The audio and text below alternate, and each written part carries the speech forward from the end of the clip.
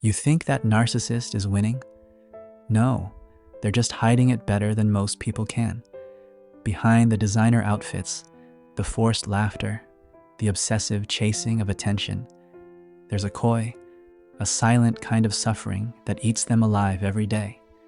It's not the type that brings them to tears. It's the kind that turns their soul hollow. They cannot rest. They cannot love. They cannot stop comparing themselves with you, with others. And no matter how much they achieve, nothing is ever enough. You think they're confident, they have got it all together? No, you need to look closer. I'm Samir, a narcissistic abuse recovery professional.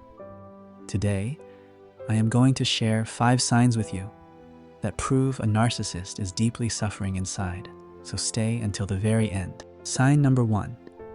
Their jealousy is always louder than their joy. You could hand a narcissist literally everything: money, status, admiration, beauty, and they still would not be able to sit back and feel full. No, they could be earning 100,000, a million a month, and still, if someone they secretly envy gets a $100 bonus, it will destroy their inner peace. It doesn't matter how big they appear from the outside. Inside, they're constantly being pierced by the smallest wins of others. They do not see what they have.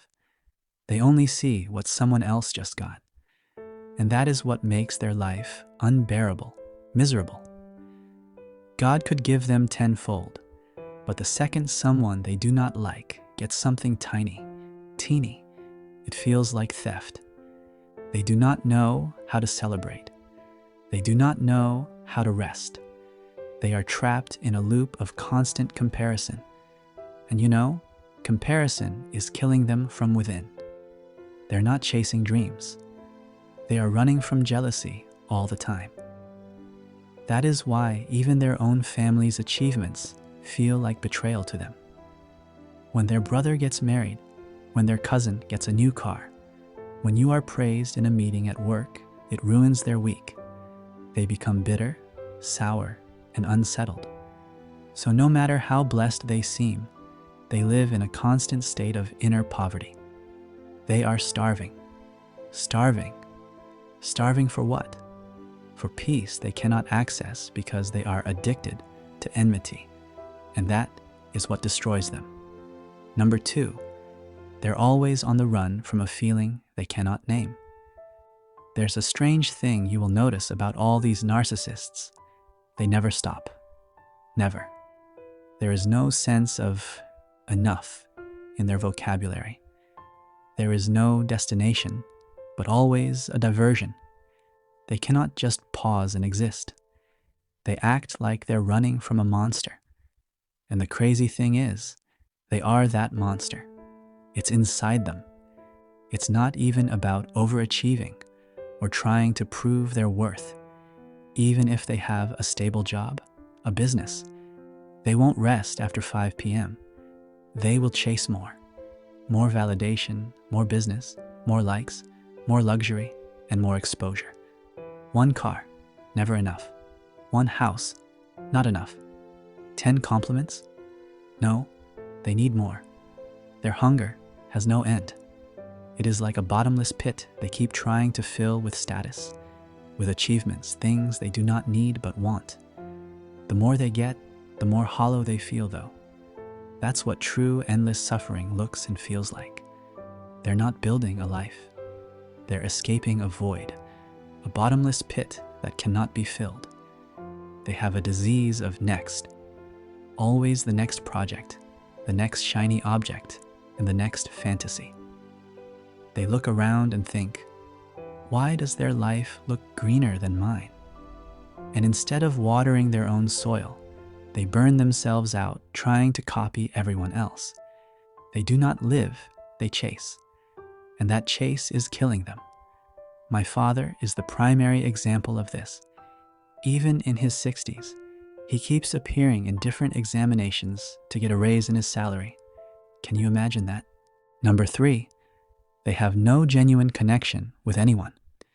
This is one of the most tragic forms of suffering they go through. and they don't even realize it.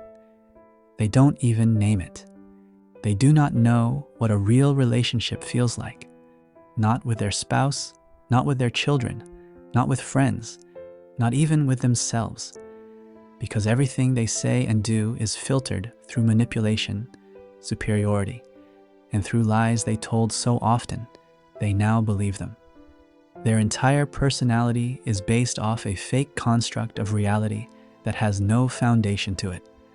One touch in a fragile spot, and they collapse. They treat love like a transaction and connection like a tool. So even when they come home after a long day, there is no one truly they can be vulnerable around, no one they can break down in front of, no one they can trust to hold their pain. They're surrounded by people, a lot of them, yet deeply alone. Intimacy is foreign to them. Affection is totally mechanical. Sex is a performance. Warmth is awkward. Now you tell me, would you call that living? Would you call that happiness? I won't, because it's not. They do not get to feel what it is like to lie in bed with someone in their embrace and feel safe, or to share silence without anxiety, or a desperate need for attention, or to laugh without pretending. Because when you fake your entire identity, every interaction becomes hollow. That is the prison they live in, surrounded by people who never really know them because they never allowed themselves to be truly known. Number 4, they either sleep too much or not at all. This one is peculiar. People say narcissists sleep like babies. I also say that. I say they sleep like babies, in nightmares. They may lie down, close their eyes, but they do not ever truly rest. Their body is always on alert. Their mind is racing, even though it is not evident, because carrying a false self 24/7 is exhausting. Living in a false reality with fake values, beliefs, and narratives needs energy. The more they try to prove they are special, irreplaceable, invincible, the more they collapse inside, because they are not any of that and they need to prove it. It's not effortless. They do not just want to win. They want to be worshipped, and maintaining that godlike image takes everything from them. So when the night comes and there is no one to perform for, they spiral. All the things they suppress come back. The jealousy, the paranoia, the comparisons, and the deep unspoken belief that they are unlovable unless they perform. They do not know what peace feels like. For them, it's just a dopamine hit that never lasts. They live in a storm they created and now cannot escape. So they drink, they scroll, and they stalk you in an attempt to feel they matter.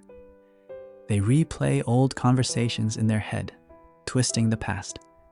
But they do not sleep. Not really. Because you can't sleep when your soul is screaming. When you are deeply miserable, yet you will not acknowledge and incessantly blame others. Sign number 5. They change their appearance like they are running from their reflection. Every few months, you'll notice a narcissist will reinvent themselves. New haircut, new wardrobe, new career idea, new aesthetic. It looks like evolution, but it is escape. They're not growing.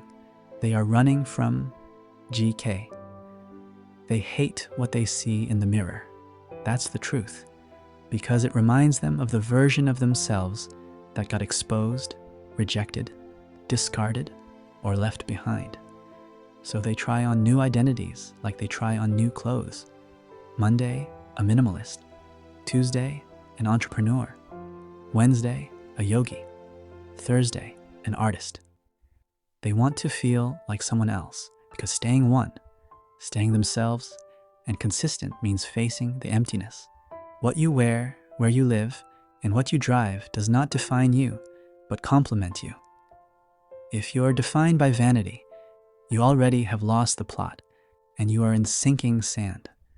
They wear fashion like a mask. They use luxury like a shield.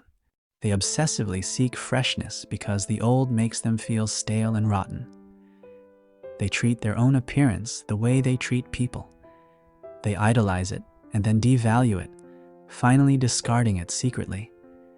But no matter how many looks they change, how many selfies they post, how many times they rebrand, that internal rot keeps seeping through. The pain leaks into their smile. The relentlessness ruins their calm. And eventually, you see it, you feel it, you experience it, that they're not thriving. They are surviving behind a costume, and that costume is crumbling. They may not be able to thrive, but you are. You are destined for greatness. With that, let's bring this episode to an end. Thank you so much for watching and listening. I will talk to you in the next one. Until then, as always, let the healing begin.